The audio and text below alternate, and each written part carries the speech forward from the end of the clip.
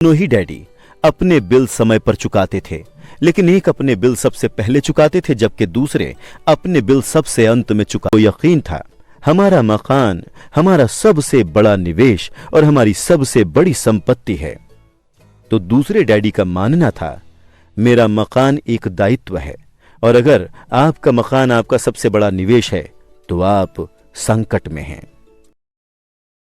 पर चुकाते थे, लेकिन एक अपने बिल सबसे पहले चुकाते थे जबकि दूसरे अपने बिल सबसे अंत में चुकाते थे।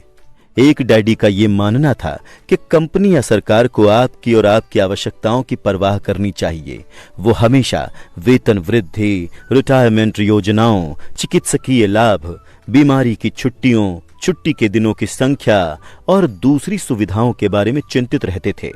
वो अपने दो चाचाओं से प्रभावित थे जो सेना में चले गए थे और 20 साल की सक्रिय सेवा के बाद उन्होंने जीवन भर के लिए सेवानिवृत्ति एवं अधिकार पैकेज हासिल कर लिया था।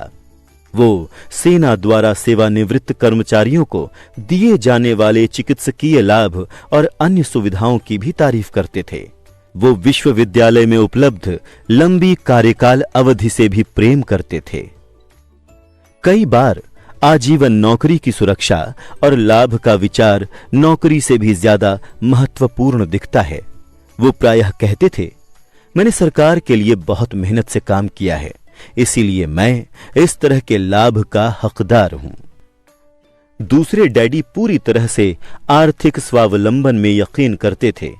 वो सुविधा भोगी या अधिकार की मानसिकता के विरोधी थे और कहते थे कि ये मानसिकता लोगों को कमजोर तथा आर्थिक रूप से जरूरतमंद बनाती है।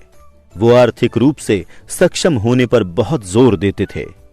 एक डैडी कुछ डॉलर बचाने के लिए जूझे तो दूसरे ने निवेश उत्पन्न किए।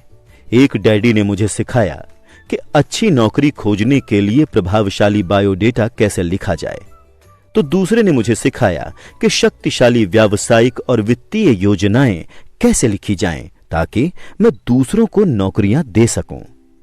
दो शक्तिशाली डैडियों के साथ रहने की वजह से मुझे यह विश्लेषण करने का अवसर मिला कि अलग अलग विचारों का जीवन पर कितना अलग अलग असर होता है। मैंने गौर किया कि लोग दरअसल अपने विचारों से ही अपने जीवन को आकार देते हैं। मिसाल के तौर पर मेरे गरीब डैडी हमेशा कहा करते थे मैं कभी अमीर नहीं बन पाऊंगा, और आगे चलकर उनकी ये भविष्यवाणी सही साबित हुई। दूसरी ओर मेरे अमीर डैडी हमेशा खुद को अमीर मानते थे। वो इस तरह की बातें कहते थे मैं अमीर हूं और अमीर लोग ऐसा नहीं करते। जब एक बड़े वित्तीय झटके के बाद वो दिवालिया होने की कगार पर पहुंच गए थे तब भी वो खुद को अमीर आदमी ही कहते थे। वो अपने समर्थन में ये कहते थे गरीब होने और कड़के होने में फर्क होता है। कड़का होना अस्थाई है, गरीब होना स्थायी। मेरे गरीब डैडी कहते थे पैसों में मेरी कोई दिलचस्पी नहीं है या पैसा महत्वपूर्ण नहीं है। मेरे अमीर डैडी हमेशा कहते थे पैसा ही शक्ति है। हमारे विचारों की शक्ति को कभी नापा नहीं जा सकता, ना ही उनके प्रभाव को कभी पूरी तरह से समझा जा सकता है। लेकिन इसके बावजूद बचपन में ही मैं ये समझ गया था कि मुझे अपने विचारों पर ध्यान देना चाहिए और अपनी अभिव्यक्ति पर भी। मैंने गौर किया कि मेरे गरीब डैडी के गरीब होने का कारण ये नहीं था कि वो कम पैसे कमाते थे। उनकी तनख्वाह काफी अच्छी खासी थी।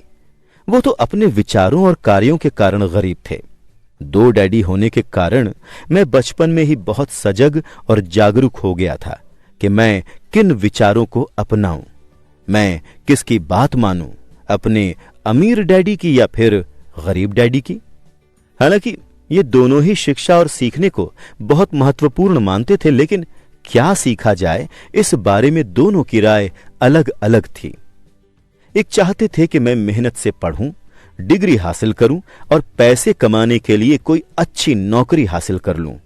वो चाहते थे कि मैं किसी पेशे में जाने या वकील या अकाउंटेंट बनने के लिए अध्ययन करूं और किसी बिजनेस स्कूल से MBA करूं। दूसरे डैडी मुझे प्रोत्साहित करते थे कि मैं अमीर बनने के लिए अध्ययन करूं ताकि मैं ये समझ लूं कि पैसा कैसे काम करता है और ये सीख लूं कि इससे अपने लिए कैसे काम कराया जाए। मैं पैसे के लिए काम नहीं करता, ये शब्द वो बार बार दोहराते थे। पैसा मेरे लिए काम करता है। गरीब होने और कड़के होने में फर्क होता है। कड़का होना अस्थायी है, गरीब होना स्थायी है। 9 साल की उम्र में मैंने ये फैसला किया कि मैं पैसे के बारे में अपने अमीर डैडी की बात मानूंगा और उन्हीं से सीखूंगा। इसका मतलब ये निर्णय लेना भी था कि मैं अपने गरीब डैडी की बातें अनसुनी कर दूंगा। हालांकि उनके पास कॉलेज की ऊंची ऊंची डिग्रियां थीं। रॉबर्ट फ्रॉस्ट का सबक। रॉबर्ट फ्रॉस्ट मेरे प्रिय कवि हैं। हालांकि मुझे उनकी बहुत सी कविताएं पसंद हैं, लेकिन द रोड नॉट टेकन मुझे सबसे ज्यादा पसंद है। मैं इसके सबक का इस्तेमाल लगभग हर दिन करता हूं। द रोड नॉट टेकन, वो राह जिसे चुना नहीं गया।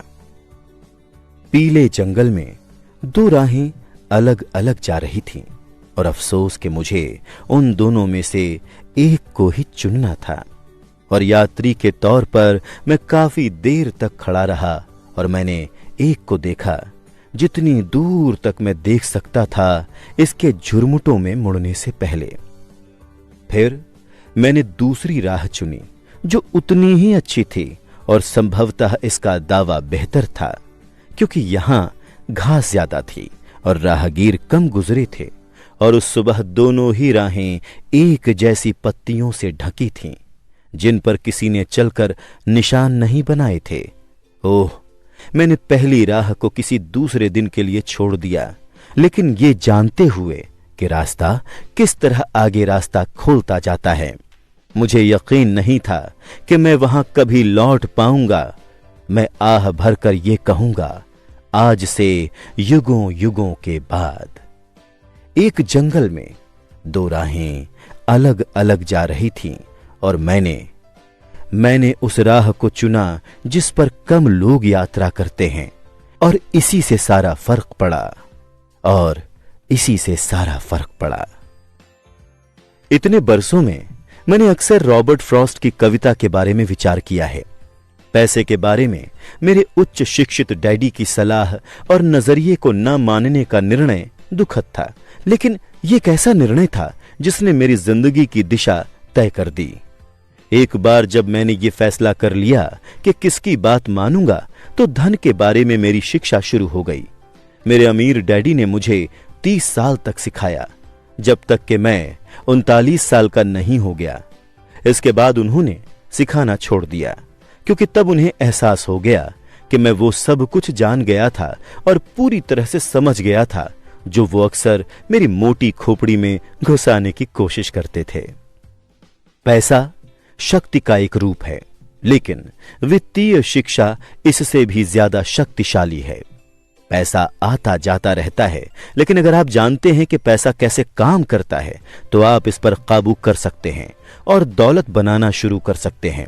सिर्फ सकारात्मक सोच से ही काम नहीं बनता है। इसका कारण यह है कि अधिकतर लोग स्कूल कॉलेज तो गए थे, लेकिन उन्होंने कभी ये नहीं सीखा कि पैसा काम कैसे करता है। इसीलिए वो पैसे के लिए काम करने में अपनी पूरी जिंदगी बिता देते हैं। जब मेरी शिक्षा शुरू हुई थी, उस वक्त मैं केवल 9 साल का था। इसीलिए मेरे अमीर डैडी ने मुझे जो सबक सिखाए वो सरल थे। बाकी बातें जो भी हों, उनके सिर्फ 6 मुख्य सबक थे जिन्हें उन्होंने 30 साल तक दोहराया। ये पुस्तक उन्हीं 6 सबकों के बारे में है जिन्हें उतनी ही सरलता से बताया गया है जितनी सरलता से अमीर डैडी ने मुझे उन्हें सिखाया था। ध्यान रहे, सबक का मतलब जवाब नहीं है, इसका अर्थ तो मार्गदर्शक है। ऐसा मार्गदर्शक जो अधिक दौलतमंद बनने में आपकी और आपके बच्चों की मदद करेगा, चाहे इस लगातार परिवर्तनशील और अनिश्चित संसार में कुछ भी होता रहे। अध्याय 1।